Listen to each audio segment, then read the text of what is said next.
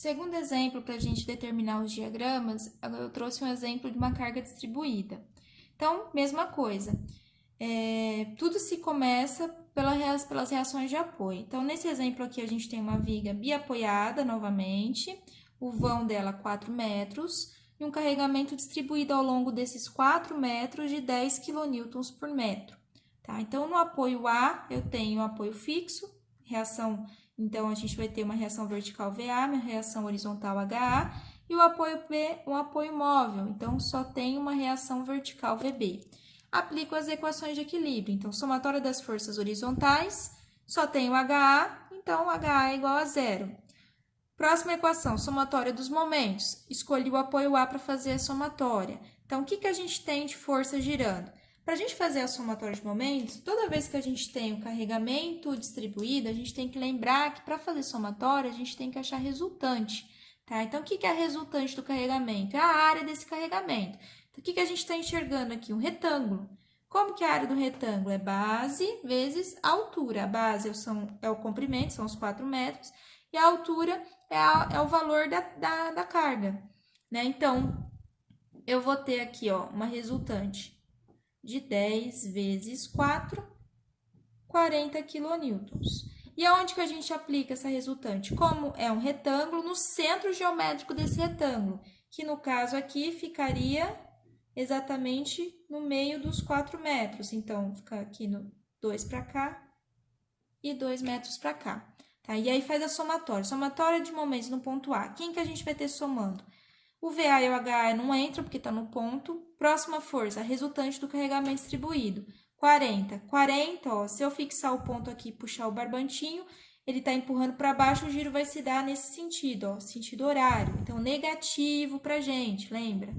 Positivo só o giro anti-horário. Então, vai ficar menos 40 vezes 2, que é a distância da resultante até o ponto A.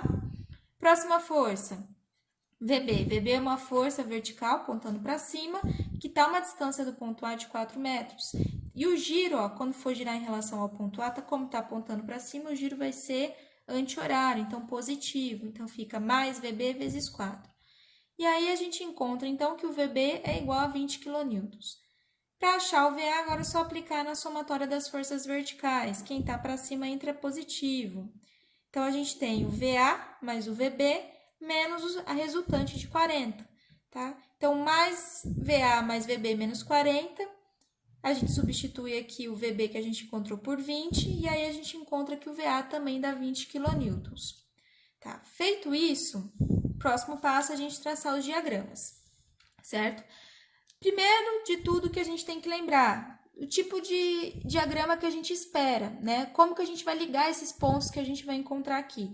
Se é carregamento distribuído, a gente sabe que a cortante ela vai ser representada por uma função linear, uma função de primeiro grau, ou seja, os pontos vão ser ligados por retas, né? E o diagrama de momento, a gente sabe que ele é dado por uma função de segundo grau, ou seja, os pontos vão ser ligados por uma parábola. Tá? Então, primeiro diagrama de cortante. E aí, a gente tem que adotar as seções-chave. Quem são as nossas seções-chave? Como eu falei para vocês, início e final do trecho da estrutura, os apoios, onde tem mudança de carregamento, onde eu tenho carga concentrada.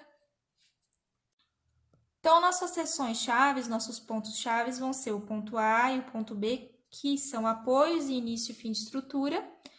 E, por hora, os dois. Para cortante, para a gente ligar uma reta, a gente só precisa de 2 pontos, né? Então, calculando o ponto A e o ponto B, já está ótimo, a gente já consegue traçar essa reta. Tá? E aí, próximo passo, a gente escolher por que lado que a gente quer analisar. Lembra, cortante, a gente sempre vai fazer a somatória das forças verticais ao longo da barra.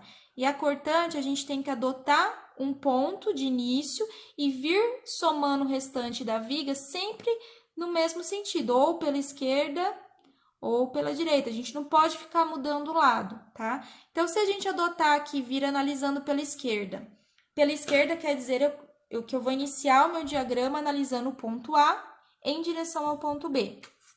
Então, no ponto A, o que eu tenho de força vertical? No ponto A vertical, eu tenho 20 que está para cima. Pela esquerda, quem está para cima é positivo. Então, a minha cortante começa aqui com o valor positivo de mais 20 quilonewtons. Tá?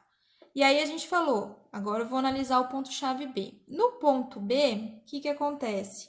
Primeiro, a gente tem que fazer a somatória aqui ao longo, para a gente conseguir fechar. Eu começo com mais 20, tá? E aí, eu vou caminhando no comprimento da minha viga, e aí, no final aqui, quanto de carregamento a gente andou até o ponto B? A resultante total, né? Que é 10 vezes 4. Então, eu começo com mais 20, Então, eu começo com mais 20, e cada metro que eu vou descendo aqui, ó, cada metro que eu vou andando na minha viga, vai descendo um pouquinho de carga, né? Então, ao final dos 4 metros, eu vou descendo de pouquinho em pouquinho, eu vou descer um total de 10 vezes 4, 40. Então, eu começo com mais 20, menos 40, eu vou chegar no ponto B com menos 20. Mais 20, menos 40, porque essa resultante aqui, ela tá sentido para baixo, que pela esquerda aqui é negativo. Então, fica menos 20. Quando eu termino de chegar aqui com menos 20, eu vou encontrar quem no ponto B? O 20 para cima da reação, que para cima é positivo. E aí, fecha o nosso diagrama. Então, eu vou ter um trecho aqui positivo e um trecho negativo. Liguei com uma reta, porque carregamento distribuído, o comportamento do diagrama de cortante é uma função linear. Ligo os pontos com uma reta linear. Tá? Então, agora, para a gente fazer o momento, a gente vai usar os pontos chaves, ponto A, ponto B. Para a gente traçar uma parábola, a gente precisa de, no mínimo, 3 pontos, né? Que a gente tem o ponto de início, ponto final e o ponto aqui onde passa a concavidade dela, a máxima concavidade. Então, a gente tem o ponto A, ponto B. O terceiro ponto que a gente vai adotar, pessoal, é sempre o seguinte: toda vez que a minha cortante, ela zera no vão da minha barra, esse ponto aqui é um ponto que eu tenho que analisar. É uma seção chave, né? Eu sei o seguinte, toda vez que a minha cortante, ela muda aqui de valor, ela zera, né? Eu tenho que... Esse ponto aqui é um ponto de máximo ou mínimo no meu diagrama de momento. E como que eu faço para achar esse ponto aqui? Pois bem, a gente pode aplicar o seguinte, a semelhança de triângulos. Eu tenho um triângulo desse lado e tenho um triângulo desse lado. Esse triângulo tem uma altura de 20, e aí a gente chamaria aqui essa distância, que eu não sei qual é, por exemplo, de x, certo? Esse triângulo aqui tem uma altura de 20, e aí eu vou chamar essa distância aqui de o quê? Se aqui vale x, aqui vai valer o quê? 4 menos x. E aí, eu faço uma semelhança de triângulos. Eu digo o quê? Que 20 está para x, 20 está para x, assim como esses 20 aqui está para 4 menos x, certo? Não coloco o sinal, né? Coloco só a altura dos triângulos. E aí, aplico aqui, multiplico o cruzado. Se a gente fizer essa conta aqui, a gente vai chegar que o valor de x é igual a 2 metros. Nesse caso aqui, eu só quis fazer com vocês para mostrar o exemplo aqui de como que acha o ponto, né? Quando a gente tem os triângulos, que aplica a semelhança de triângulos.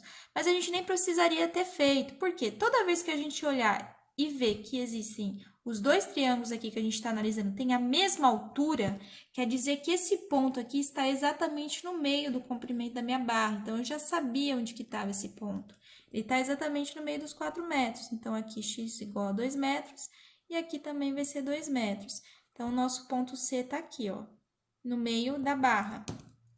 E aí, a gente vai analisar ele para calcular os momentos. Então, vamos lá, os pontos para calcular o momento. Vamos voltar aqui. Ponto A. Posso adotar pela esquerda ou pela direita para calcular esse momento. Né? Se eu venho pela esquerda, o que eu tenho à esquerda do ponto A? Ó, da caneta para cá é a esquerda. Eu não tenho nenhuma força fazendo momento. Se eu olhar à direita, eu tenho todas essas forças para fazer a somatória. Então, se eu olhar pela esquerda, o caminho é mais curto. Pela esquerda, o momento no ponto A é 0. Tá? Se eu já fizer o ponto B aqui, ó, Ponto B, posso olhar pelo que tem pela esquerda ou posso olhar o que tem pela direita. Pela esquerda do ponto, eu vou ter que somar todas essas forças. Pela direita, ó, eu não tenho nada. Então, é mais curto por aqui. Momento pela direita do ponto B igual a 0. E aí, o momento no ponto C, que vai ser nosso momento máximo aí, a gente pode analisar ele pela esquerda ou pela direita. Se eu olhar o ponto C, ele está no meio da barra. Se eu olhar para a direita ou para a esquerda, o caminho é o mesmo, né? A mesma quantidade de conta que eu tenho que fazer. Então, vamos fazer o seguinte, vamos analisar aqui agora esse momento em C. Como o outro exercício eu fiz pela direita, eu vou fazer pela esquerda. Então, se eu olhar à esquerda do ponto C, eu tenho que analisar tudo que está à esquerda. Esqueço que está à direita. Então, momento no ponto C. Primeira força, eu vou colocar aqui, ó. Força mais distante que a gente tem é o 20. 20 é uma força que está apontando para cima, tem uma distância horizontal. De quanto que é essa distância horizontal? Ó, a gente sabe que o ponto C está aqui, ó, 2 metros. Né? Então, o momento vai ser 2 vezes 20. Né? Vai ser positivo ou vai ser negativo? Aí a gente tem que lembrar da convenção de sinais. Momento, se a gente está vindo pela esquerda, momento giro horário é o positivo. O 20 em relação ao ponto C aqui tá girando o giro horário, então ele vai entrar positivo, vai ficar mais 20 vezes 2. O que mais que a gente tem de força? Olha, à esquerda do ponto C eu tenho um trecho de carregamento distribuído, eu tenho 2 metros de carregamento distribuído.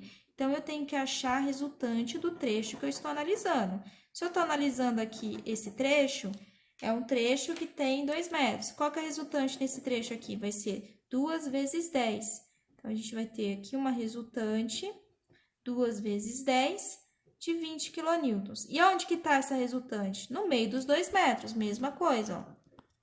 Meio dos 2 metros, 1 metro para cá, 1 metro para cá. Então, em relação ao ponto C, o 20 está girando sentido anti-horário, que pela esquerda é negativo. Então, vai ficar menos 20 vezes 1. Quanto que dá isso aqui? Então, o momento aqui vai dar 20 quilonewtons vezes metro. Positivo, tá? Positivo. Então, encontramos os 3 pontos para a gente ligar a nossa parábola. E aí, a gente vem aqui no gráfico, então. Ponto A, momento deu 0. Ponto B, momento deu 0. No ponto C, aqui no ponto C, ó, que é onde a cortante zerou, a gente encontrou um valor positivo de mais 20 quilonewton vezes metro.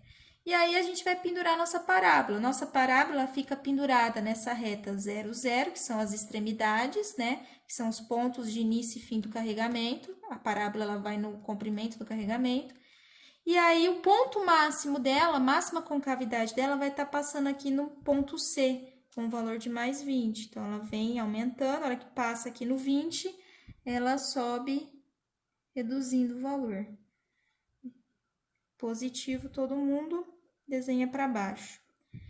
E assim fica, então, os diagramas de esforços do exemplo de uma viga biapoiada com carregamento distribuído, pelo método direto.